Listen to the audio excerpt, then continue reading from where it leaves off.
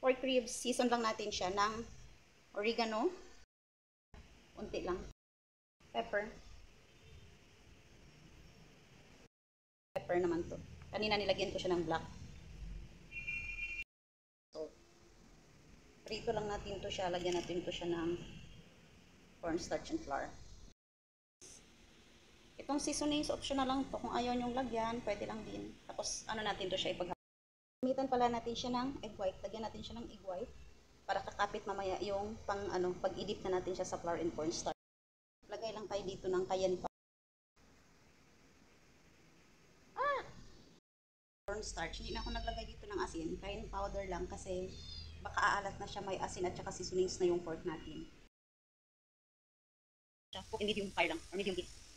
Ang perfect na ano niya, diba? So dapat, pag nagluto din kayo ng yung mga like, dinidip nyo siya, like ganito or yung mga chicken, dapat yung oil nyo, huwag masyadong mainit kasi pag mainit, sunog na yung loob niya. Ay, may sunog na yung labas niya, pero ilawin sa loob.